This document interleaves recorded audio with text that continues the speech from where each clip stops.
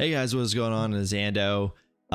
First, want to start off with this video by saying sorry for not posting for a while. I actually just had our second child, so I've been kind of busy and preoccupied with that stuff. But I just wanted to make a really quick video about Cal Kestis. His kit was dropped on us today, and it's pretty insane. It took me a little bit of time, and I just had to sit down and read it a little bit because there's some stuff that we haven't seen before. But I wanted to just bring this out because, as you guys know, I'm like mostly a PvP player. Like, I like the PvP aspect of things. I can totally respect people that are all about PvE and that's the only thing they care about. It's just not really my cup of tea. I will do what I can do on the PvE side, but for the most part, I stick kind of with PvP. And so with Cal Kestis, I wasn't that excited, I guess, in many ways. Not because of, him or anything like that. I just thought with it being a triple Omicron, and they pretty much alluded to it being a territory battles one there. I know there was a little bit of debate on like, well, maybe, one of them is territory battles and there's other ones.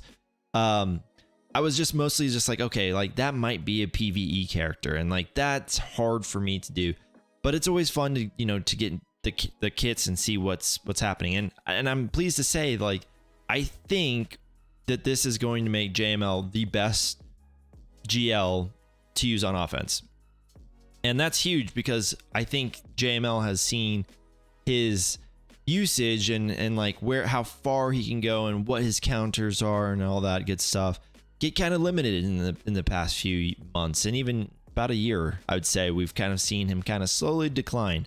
So anyways, guys, if you guys could throw a thumbs up on the video, leave a comment on it, what you guys think about this. And like I said, this won't be a kit reveal. It's going to be just more like why I think this is such a strong PvP kit. And so with that said, we're not even going to pay attention to the Omicrons. Let's go ahead and get right into it though, guys. So he's a light side, he's a Jedi, and he's an attacker, he's a leader. We'll get into his lead. It's actually hilarious. I just want to give him a shout out. But let's go ahead and start this off. Like I said, there's a little bit of confusing stuff in here because there's stuff that we haven't seen before. And the big thing is there's going to be these things called configurations. You can almost think of them as like stances, like, like with General Skywalker or Mundi or stuff like that, where like each one of these configurations gives different stats and does different things. But anyways, the other thing is like they kind of take like an element from Han Solo, where like he's got the Han shoots first, and all of his abilities are kind of blocked out. You have to do a basic first. He's not going to have the shoots first aspect of it where he has to go first, but there is that aspect where you can only do a basic. But that's what's so interesting about this. So let's read this. So you're going to do physical damage to a target enemy and dispel all buffs on them. Okay. And if it's during, Jedi Knight Cal Kestis' turn, what you're going to be able to do then is you're going to unblock the 3 abilities that he has in it, which is Whirlwind Slam, Windmill Defense, and Impetuous Assault for 1 turn. And then you're going to gain a bonus turn from that. Bonus turns are right now the strongest thing that's in this game. They have been for a long time, especially as we've gotten more squads that block turn meter. And then we've gotten a brand new squad with the Night Sister Marin kind of combination that actually allows us to still gain turn meter, even though they've tried to block the turn meter. So there's a little bit of play on that right now. There's nothing in the game as we know of it right now that stops bonus turn meter or bonus turns. Sorry. So bonus turns are kind of like a guaranteed thing right now. Like I said, maybe someday in the future they'll have a way that they can block a bonus turn. Okay. During this bonus turn, you're gonna ignore taunt. All right. So, and it says taunt effects. That's stuff like mark. That's stuff like if Piet does a mark. That also should include taunt. So anyways, then you're going to be able to use the 3 abilities that we talked about above. Okay, that's huge. I can't overemphasize this ignore taunts effects, because when we go down here, again, not, this isn't a kit reveal. This is more like a kit, how we're going to use this. It's a special 3 Impetuous Assault. It's a Zeta and an Omicron. Again, we don't care about the Omicron because we're not really worried about how this is going to perform in TB. This is what I was talking about a little bit with the configurations. Basically, all you're going to do is you're going to gain this configuration of crossguard, and you're going to, for the rest of the battle, and you're going to lose 5 stacks of Impetuous.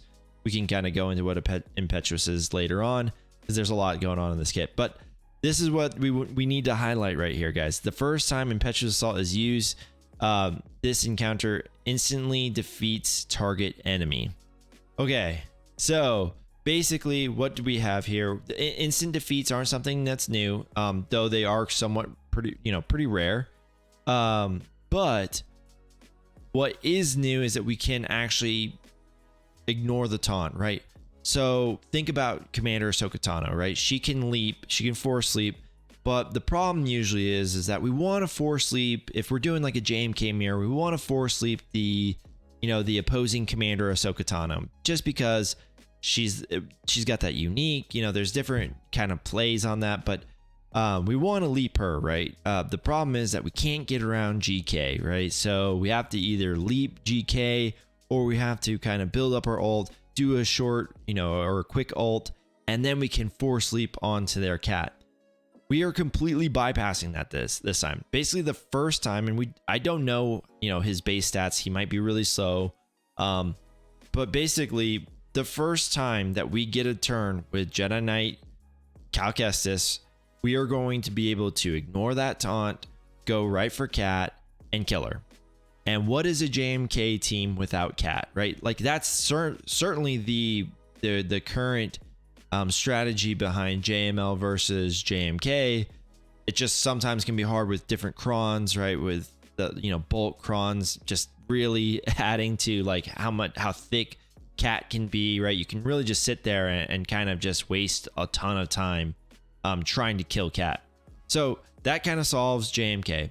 The big thing though is right now we are in a meta where the big 3, as I like to call them, is Rey, Jabba, and Lord Vader, right? For a while, JML was able to kill Lord Vader pretty well, actually, and then Datacron's release, and he really hasn't been able to kind of get back into that same setting where he can kind of do that. But think about this.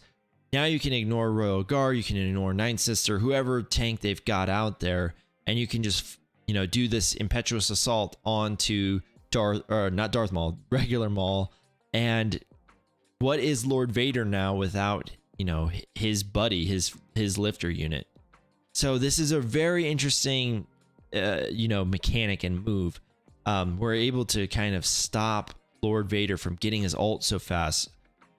Early on in a fight, Lord Vader's really counting on Maul, not just for the ult gaining, but that's really his only damage that's coming from that early, the first minute or so of that fight. Until Lord Vader can ult once and probably even twice, he's really not doing too much damage. So another big thing right there is you could just kill Maul right off the bat.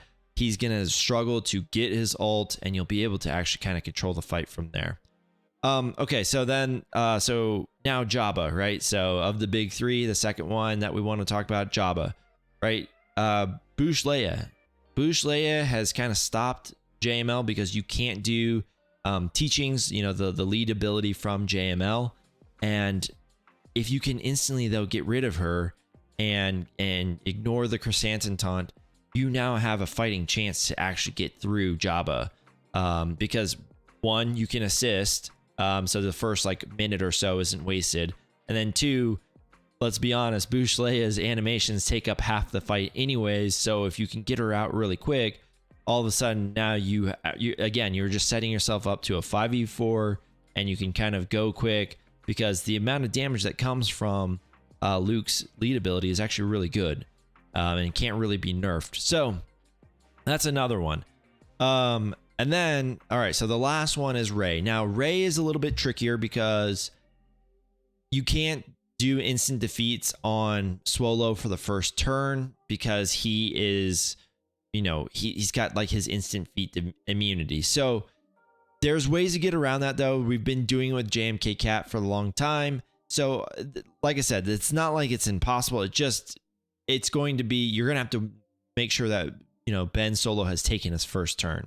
So anyways, it seems like, again, those big three were kind of solved right now. And, you know, maybe Ray is a little bit of a question mark, but it seems like those are going to be really good abilities against the three big, you know, GLs that are currently happening right now. And, you know, just JML was kind of outclassed in those areas. So anyways, let's go into the unique really quick, because there's some really important things too when we're kind of developing counters against certain teams, or things that we want to look for, things we want to implement, so that way maybe they can't run this counter against us. They've kind of already thought about this, right? So in his unique, he's immune to ability block, right? Guys like Lord Vader do ability blocks on ults and all that good stuff. Fear, right? A lot of times JML kind of got stuck behind, you know, Sith Empire with the amount of fear, because they're just always targeting the leader, because JML is, you know, taunting, or potentially, you know, if they've knocked someone down below a certain health and they're running, you know, DR lead, they've got death mark on them and stun, right? So all these things really would prevent you from, you know, getting your turn, doing that first insta kill. But now he's immune to them. So then I want to bring you guys to this one. So all Jedi allies are immune to cooldown manipulation from enemies. So if you're thinking about like running a mirror against this or something like that, where maybe you JKR mark him, or you do the second ability that JML has, it's not going to happen either. So there's, again, a lot that goes into this, or even Lord Vader and Maul, right? When Lord Maul has his 5 stacks and he throws his first hit, he increases people's cooldowns by 2. So you know, all your Jedis are going to be immune to that. That's huge. And then another thing is, you know, in that teachings is a call to assist. So if you're gonna try and gun for him early on, he's just gonna continuously reheal. Now, the protection aspect of it, there's a little bit of it coming from the lead ability, but at least he's gonna recover health. So it's not a ton of protection, but again, it will help in the health aspect. And even if you did inflict fear, they gain damage immunity for 1 turn, so it's like kind of pointless. And then this is where we can talk about Impetuous. So there's a max of 30 stacks. Impetuous in of itself only gives you basically 30% offense if you're at the max, and then it's minus 30% defense. But each one of the abilities, if you kind of go through here, you can see, let me find where it will say something about it. Maybe I'm looking at the wrong spot. Hold on. I know there's one that talks about for each of his Impetuous stacks. Yeah, so he's got, you know, in this one, in dual wield, he'll get 100% counter chance and 50% defense. Enemies will have minus 2% offense per the stack of Impetuous that he has. So basically they could have like, what, I guess negative 60% offense. So there, in each one of them, there is like kind of a little kind of you know, stack of like, or stat, I guess I should say, of like what Impetuous does. And last but not least, guys, I just got to give this leadership a shout out. So the final text is that Jedi allies gain 50% defense and counter chance and offense. That's just the final text. Yeah, so he basically got like a 2017 lead. And the question was, I remember this has been asked in Gambit quite a bit. You know, what would make us apply an Omicron on this? Because most of us don't, you know, it's not that we don't care about TB, it's just what would incentivize me to do that? Well, this is the reason, right? Because basically his leadership is locked behind an Omicron. And, you know, if they tie in an event, or if they tie in, you know, another kind of third sister, you know, how the Inquisitors got it, you're going to need to put this on there. So it might be wise to save. We don't know what Zepho has in store for us yet, but I would think they're going to try and kind of push a Omicron on us eventually. So that's all, guys. Anyways, I just wanted to make this video. Like I said, I apologize for not making any, but life's been a little bit hectic right now. I will be throwing out some GAC recaps soon. And yeah, we'll go through those together, guys. Let me know if you guys have gotten Cal, or you guys are going to be on time with Cal, I should say. Because I know I'm not. I probably have to get him the second time around, but I'm super jealous of everyone that's going to have him, because he's going to be a huge key in PvP. Anyways, guys, thank you guys so much for watching, and we'll see you guys in the next one.